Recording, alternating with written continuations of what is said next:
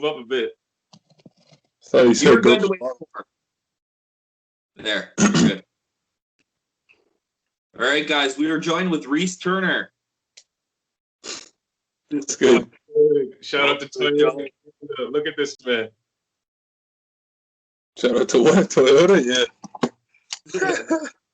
So, as we know, he's the biggest Ben Askren fan on the planet, so we'll get into that. But we do have some, we'll talk MMA first. The box will be in a separate video, so, all right, let's get into one championship. Dude, one championship, I'm going to be honest with you, of the 3 MMA cards this weekend, one championship was the best, and it's not even close. I didn't think it was that great. I thought it was good. Reese, what do you think about the production? I'm hearing bad people talk about saying the production value was bad.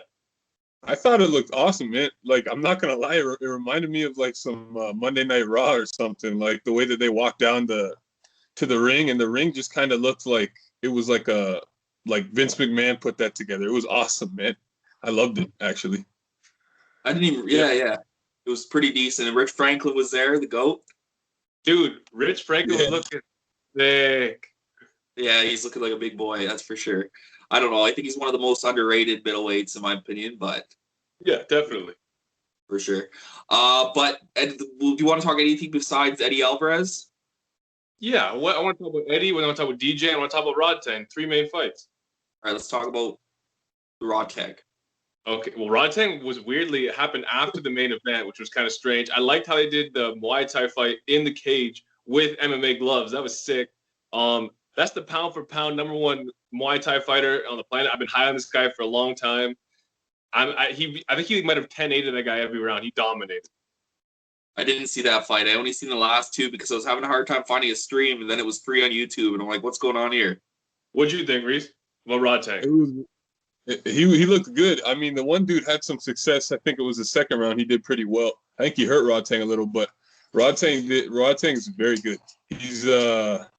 And he's got a hell of a chin on him too. I want to see him run it back with tension, man. I feel like it's tough because like Muay Thai fighters, it's more like kicking. I think the kickboxer is going to have the advantage in like an MMA rule set, but I want to see him run it back. Yeah, they did a kickboxing rule, so he couldn't really get him in the plum or whatever, the clinch. Yeah. But we do get to Eddie Alvarez. Like, I think I think the other guy's a bitch. Oh, Yuri Lapikis has got to go, man. He's got to go. In my opinion, that should have been a stoppage. Yeah, of course. TKO, 100%.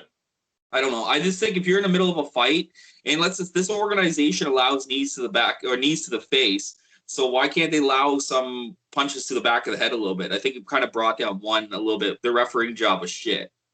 So here's a big issue with that. First, yeah, like you said, that referee no one even know who's that guy. He's never gonna get a job again.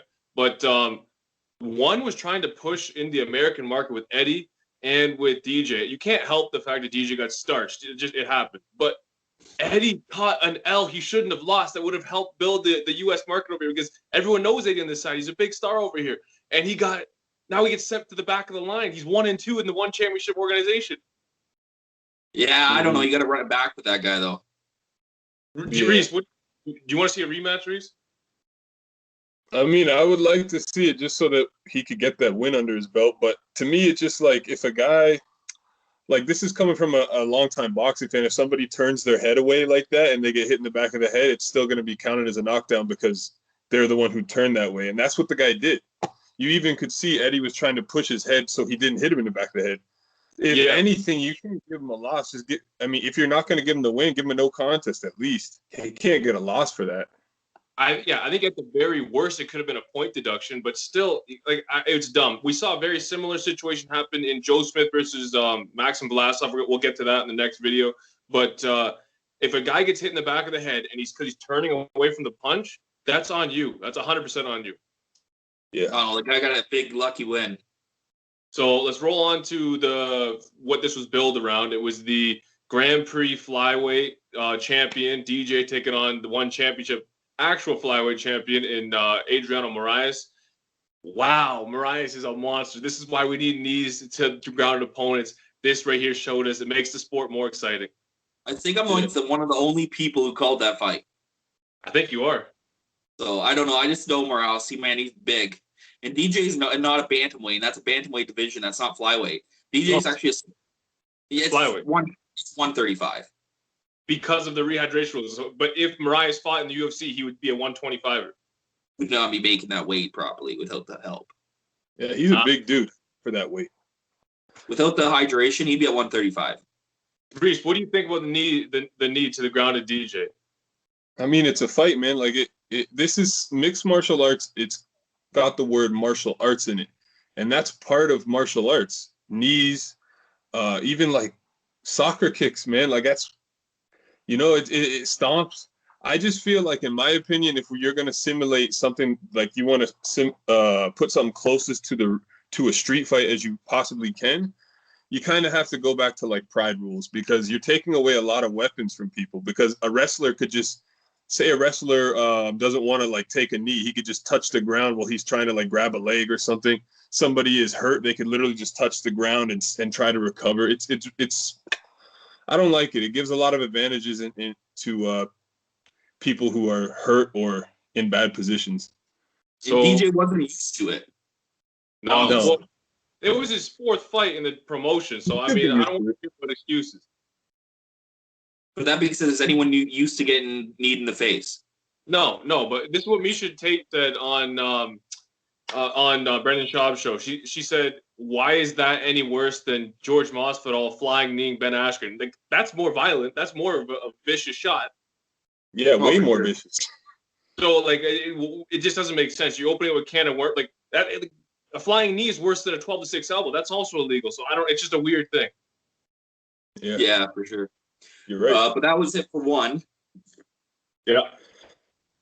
Bellator was on, right? I can't even remember. So there's a couple things. Like, we'll give a quick shout out to Adam Borics. He looked good. He beat a Canadian. That kind of sucked.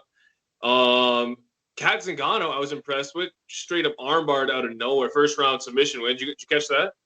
She's the only person that could maybe fight Chris Cyborg.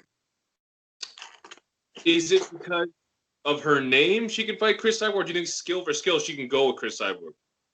I think I don't know. I think a name, probably more name, but I think she'd give her a better run for money than Leslie Smith, who's fighting Cyborg. Oh, for sure. Yeah, sure. I mean, Cyborg's fighting at Gross 12-8 right now for the titles. It's 5:30, bro. You got a king can going. It's 5:30. It's 5:51. I kept my calories down too, so I could have two of these. So we're good. Oh my goodness. Anyways, Kat Zingano turning 39 in a few weeks. She's 2-0 in the Bellator cage, but she's fighting girls that look like they're like misfits from the land of the Misfits toys with like that Christmas movie. So I mean, I don't know what we're gonna do with her. The girl that she just beat had just lost 140 pounds coming into that fight. So it's a tough situation.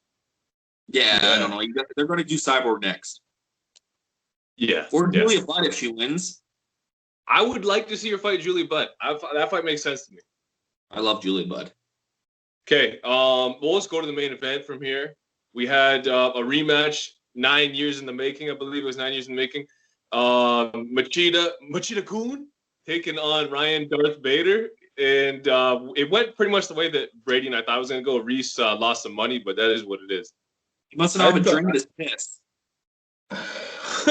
No, I mean, Lyoto he looked great for like a round, like a round, and then like 80% of the next round.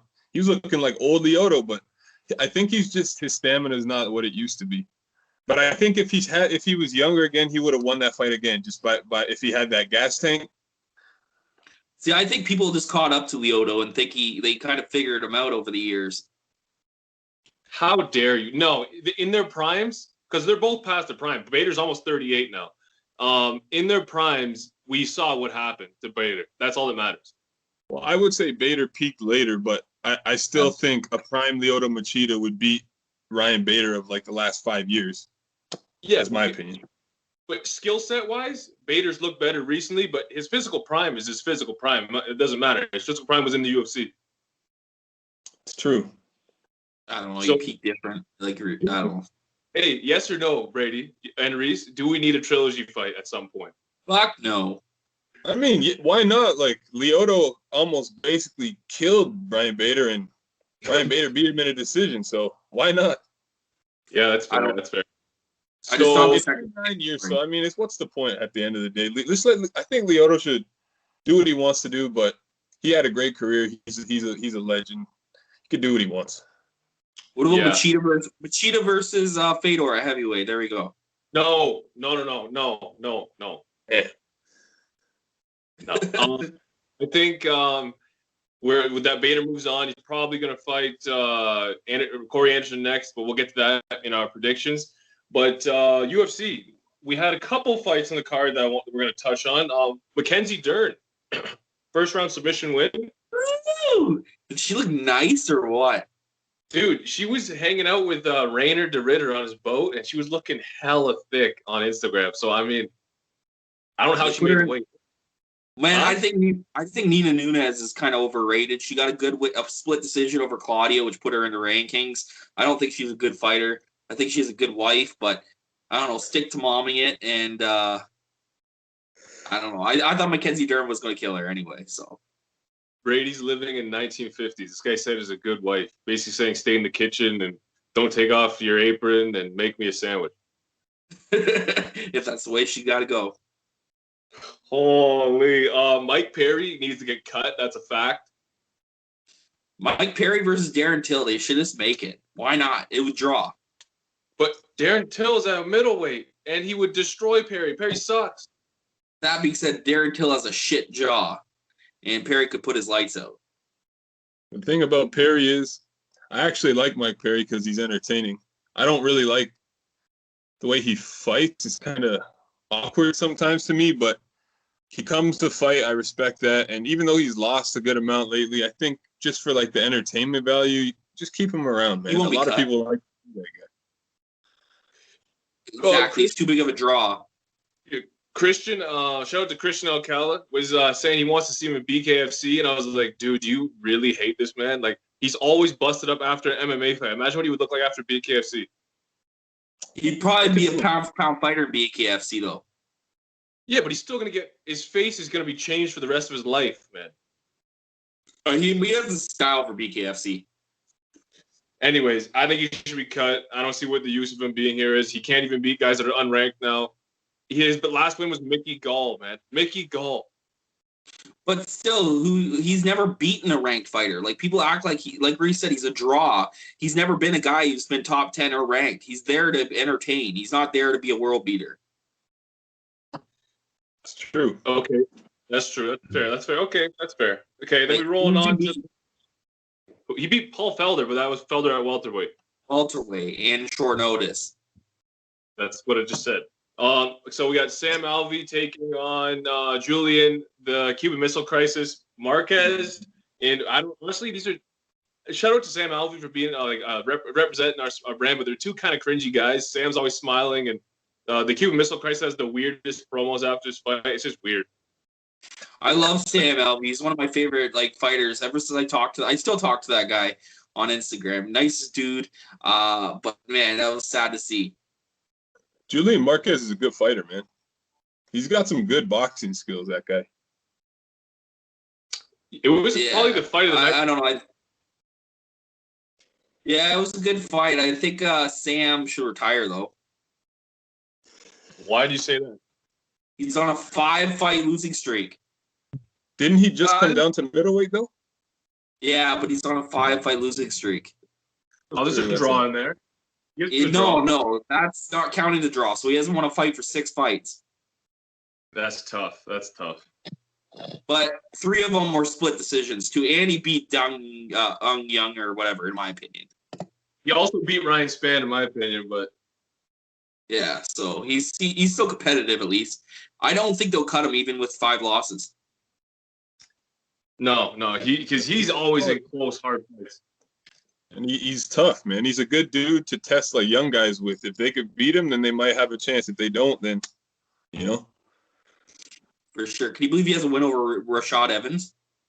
It's crazy. I would like to see him fight Perry at middleweight. I'll take that. Be a good fight. That's a good fight. You miss Jorgen De Castro getting decapitated? Dude, I'm not talking about Jorgen De Castro. It's not happening out here. but he got demolished. What do you expect from this guy? What do you think was gonna happen?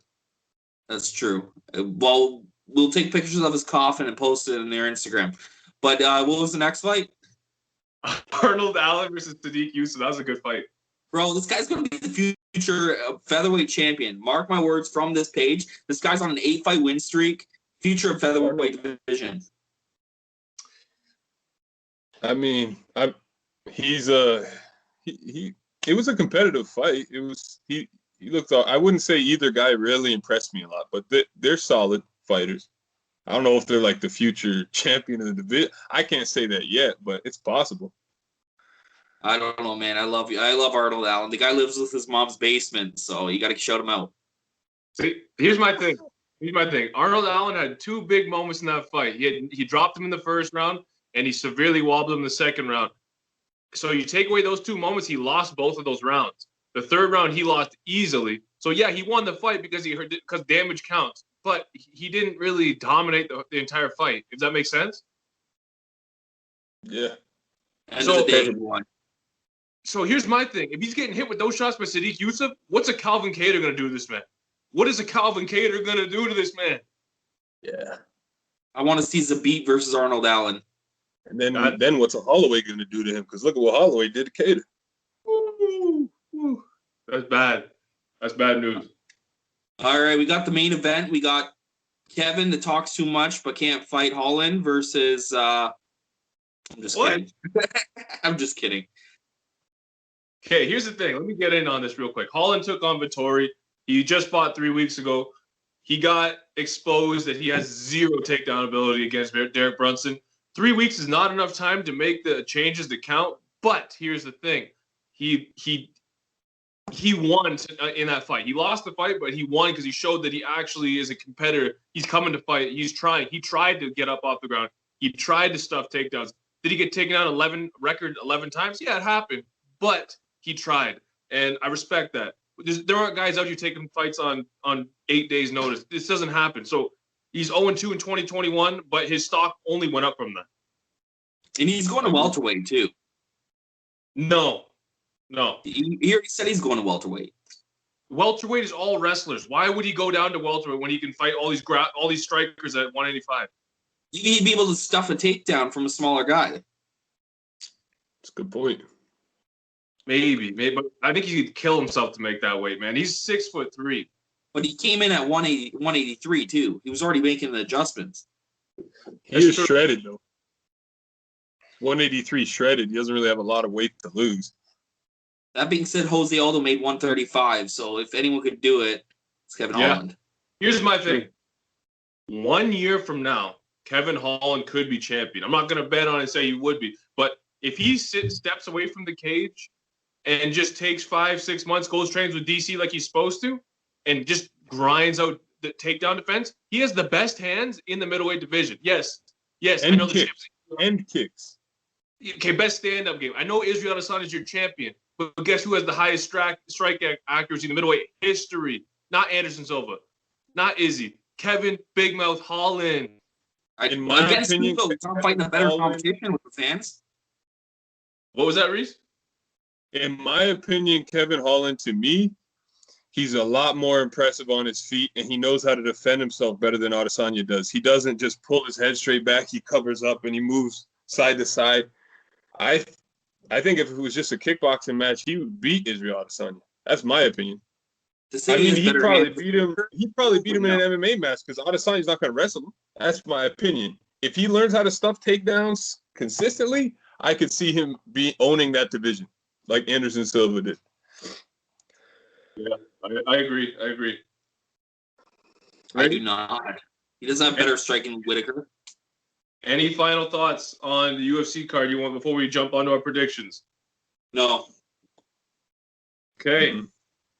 So I'm looking at the card. I'm not seeing Martin Nguyen, but Martin's fighting on tomorrow, is he not? Yeah, he's supposed to be the third fight up. Did it get pulled off the card or something? I'm not seeing. I'm on their website. Anyways, Martin's fighting. Good friend of the show. So Martin better get in there and knock this dude out. Get back in the title picture. I'm excited to see him back. The only thing that really is interesting on this card would be the main event. You got Christian Lee, the lightweight champion, taking on Timothy Natsuki, who's a highly was a free agent that the Bellator was really looking at. One was looking at, one got him. Not familiar with his fighting style. Haven't seen him fight, but I'm excited to see Christian Lee get in there and hopefully get it done because I like Christian Lee. It's good for a Wednesday night to have some fights on. Beautiful. I love it. It's kind of random, but I like it. It gives us something during the week. One on TNT is doing it big, man. We got Wednesday fights, Friday fights, Saturday fights. It's amazing. Well, yeah. We'll get to the UFC, or we got Bellator, right? Yeah, so Bellator, we have no way Brett Rogers is fighting. What is happening? No way. Mads Burnell? Never heard of him. I don't know. He destroyed the Chechen Hulk in front of Ramzan Kadyrov. He did in Chechnya. Oh, quick shout out. I don't know what the card is this week, but we do have Data 5000 fighting. Yeah. Okay. There's not much on the undercard. We got Paul Daly's returning and Sabah Homasi. I don't know. We got Julia Budd is coming back, but then we got the co-main and the main event. The co-main and the main event is really where we're at for this. Dude, this Bellator card to me is better than the UFC card this weekend, in my opinion. I haven't looked at the UFC card. Man, Julia Budd is the fight of the night for me. Why? Love Julia Budd. Okay. So we have Corey Anderson taking on Yagshimurata in the co-main event in the opening round of the light heavyweight Grand Prix. Honestly, I think Yagshimurata's 5'11" stature is gonna be a huge problem in this tournament for him. He's 5'10", actually. And he's gonna win. Huh? Beat Corey Anderson. You got Yagshimurata? Yeah, I'll put money on it. Sign me up. Give me Corey Overtime Anderson. I don't even know too much about this guy, but with a name like that, he's going to whoop Corey Anderson's ass. I've watched one Yagshimurata fight. It was against some guy named Barat Agnayev in when it used to be called AKB, I think. Now it's AKA or ACA. I don't know what it is. But he's a good wrestler. He's very, very powerful. He's got those kind of judo sambo type throws. It's not really double legs. He tries to hip toss you and shit. And he's got some nice fast overhand shots. So I don't know. He could give Corey Anderson problems because Corey's never really impressed me that much. But it should be competitive because Corey's obviously fought the way better competition experience. Does this guy have power in his hands? Yeah, he looked like he had some pop to me. Because Corey Anderson has no chin. I could see him landing because Corey's kind of like a mummy, and he doesn't really have the greatest defense. So if he lands one, it might be over then. Okay, here's my thing. If Corey Anderson wins this fight, which I really think he does, do not let him get on the microphone. I don't want to hear him near a microphone. He'll do it just for you. Dude, I can't. Remember? There's levels. Remember all that crazy shit? I got nothing. You get him near a mic, I turn off Bellator, you put him near a mic, I'm out. I'm cutting the broadcast. I'm out. You're not watching the main event. No. You don't get your stream. Okay. We got Bellator main event. Vadim Nemkov taking on Phil Davis in a rematch. This is a great fight. This is going to be one of those walk in the parks for Vadim. No. He's getting so much better, man. And he's going to make his adjustments to the first fight where it was close. It's going to be one of those fights where it's always the first close fight, and then the second fight, he's going to wipe him out of the water. I guarantee he head kicks him in the second round. Dude, there was a 3-round fight. This is a 5-round fight. Vadim's going to kill him before then. I love Vadim. You know how high I am on Vadim. I told you ahead of Bader, he's going to start this guy. But Phil Davis is not doesn't have the chin problems that Bader does. It's going to go deep, and I think it's going to be a close fight. I'm edging Nemkov by a split decision. Vadim is going to stop him for the first time. Woo! He's going to make Phil Davis regret growing his hair out. What? Dude has my afro now, so it's all good. Reese, what's your pick? Well, I actually haven't watched Phil Davis fight since he was in the UFC, to be completely honest with you. So I can really only go off of what I remember him doing in the UFC, and he's not even close to as much of an all-around fighter as Nemkov. Nemkov could probably wrestle just as well, but his boxing, his kicks, he doesn't kick a lot, but his stand-up is just significantly better than Phil Davis, from what I remember about Phil. And but no, I've heard Nemkov has some stamina issues, so if Phil can like take it late, then maybe he could stop him late. So we'll see what happens. I'm gonna edge Nemkov within the first 3 rounds though. Okay. Stop KO. Maybe the first guy to do it. All right. Anything else you guys want to touch on before we get out of here? Not on Bellator, but we got UFC. Well, we got the UFC. Okay, we got the UFC Vegas 24. Tracy Cortez, Brady Simp is back. My lady. Then that's pretty much it. Then there's 3 fights. Andre Arlovsky's taking on Chase Sherman. I like that. That's a fun fight. Arlovsky should win that fight, man. If he loses, retire. If you're losing to Chase Sherman, retire. I know you took it on 3 weeks' notice, but still retire. I mean, he looked really good. Arlovsky was really good against Aspinall. I think Losky outboxed pretty handily. He got knocked out, didn't he? He got choked out in the second round. Choked out. But he got dropped, I think. What was that? I don't think he looked good. Yeah, I don't think he looked good either. Didn't he get dropped and then choked out? He was landing shots on this guy who's supposed to be this Tyson Fury prospect, man. I was impressed. You're a dozer. I don't think Aspinall's supposed to be some great prospect. He's decent. He's supposed to be an okay prospect. Jeremy Stevens versus Drakkar Close. That's got to be fight of the night. It's got to be a fight that Jeremy needs to win. I mean, he's going back up to lightweight. If this dude doesn't win, he's like, if he loses this fight, he's on the same LV territory. He's lost like 5 in a row.